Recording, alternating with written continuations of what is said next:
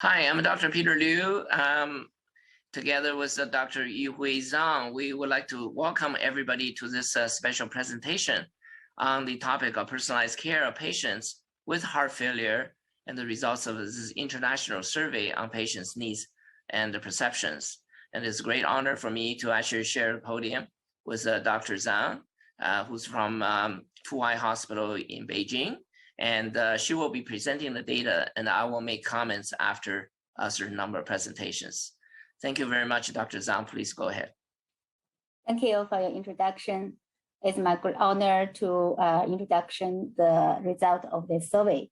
Totally about 98 patients from the 18 countries to join in this survey, and the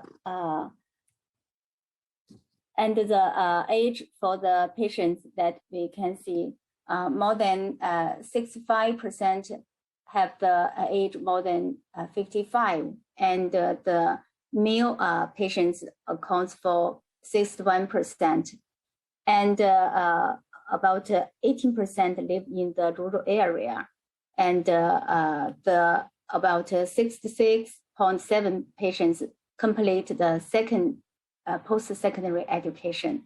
Yeah, so if I can make a comment, this is really actually a very broad global survey involving 3 major continents from Europe, Asia, and North America. And we do have representative population, particularly in terms of location. But however, the patients are better educated. And I'm glad to see that there's more female patients represented as well. Thank you.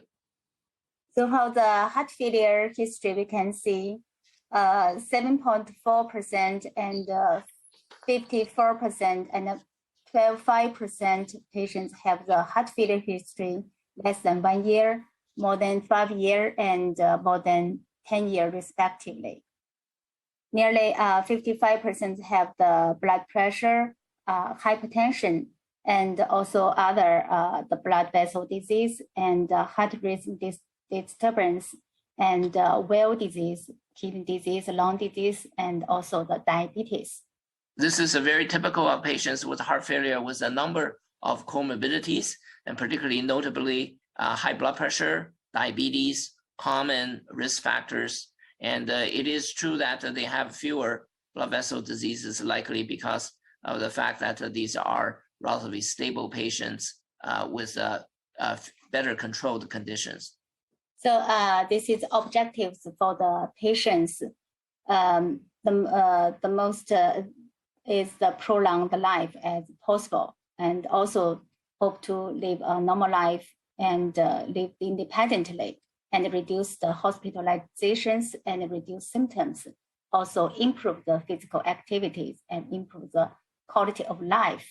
Yeah, this is a very important slide. It really actually shows patients interested in terms of the balance of the goals of prolonged survival, and also in terms of reducing symptoms, improve quality of life. It's really both of those parameters being important. Interestingly, in terms of reduction in hospitalization, it's not so important for the patient, even though for the doctors, this is quite often a very important metric. So this is the symptoms to influence the quality of life. It ranked use the cumulative scores, and we can see the first is fatigue, and also the short of breath, and also the swelling, and also the last is the lack of appetite and nausea.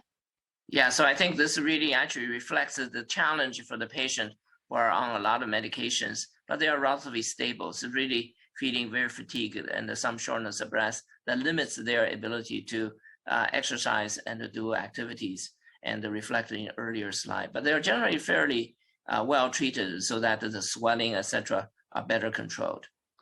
This is the result of the pills of the heart failure patients.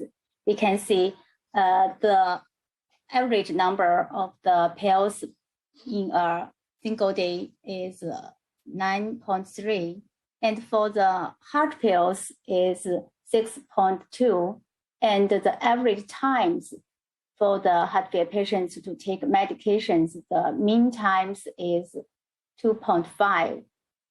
Yeah, this is really confirms, what the patients always tell us. They're taking too many pills, and the patient with heart failure are really burdened with a lot of pills taken many times a day.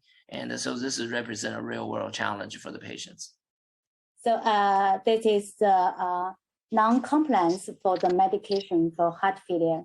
There is a lot of reasons, such as forget to take medication and cannot afford, and also do not like the feel, or others such as to want to reduce the dosage, and also to do not take too many pills. So these are common stories that patients tell us, are very much reflected here, in that because of the number of pills and the possibly side effects, the patient really actually feel the burden of taking many pills. And this also reflects some of the reasons in which they may stop taking the medicine or being non-adherent to the medications. So this is a real world challenge. So this is the times to see the cardiologist or heart failure nurse. The mean time is 6.7 and 2.2 respectively. So for the average time to see the non-cardiologist is about 2.1. And that also shows nearly about for the general practitioner or family physician, the average time is about 2.7. Yeah, it shows again that the frequency of seeing cardiologists is much higher than the other health providers, and may represent an opportunity, to improve the care for the patients. So for the urgent care visits, that shows nearly 35 patients have more than 2 urgent care visits in the last 12 months, and the average time is 1.5. So for the patients who make the remote or the telemedicine consultations through with the proportion more than 40%, accounts for nearly 28%. Yeah, this is very interesting. It suggests that even though these patients are relatively stable, they still end up, having periods of deterioration, and that the telemedicine is used more could be related to pandemic, but also the fact that if the patient is stable, this is actually a good way in terms of maintaining communication.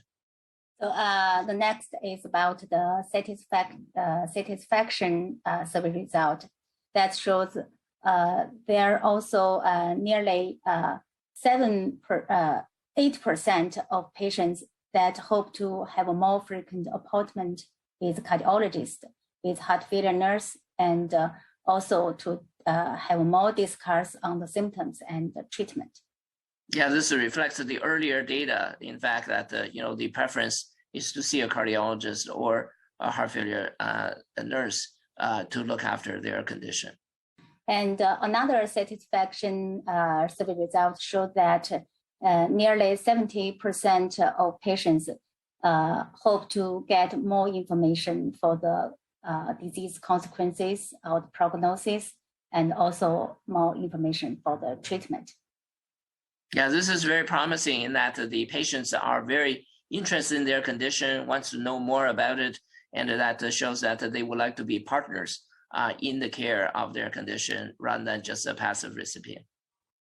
Yeah. So for the how the important for the following aspects for the relationship with healthcare, that shows the patients will need more advice on the diet, lifestyles, and also more explain for the test result, and also to learn about more the symptoms, and also the hope to involve to the treatment decisions. Again, very positive type of information suggesting that the patients really like to be engaged, they like to learn more, and then they like to share in the decision about their treatment. Okay, so the last is about the sources of information that the patients hope to get. So we can see the first is also hope to get the information from the cardiologist. Then also others such as the general practitioner or heart failure nurse. And the last is from the mobile health applications. Yeah, so it reflects again the wish for the patient to actually see the cardiologist or the heart failure nurse more often.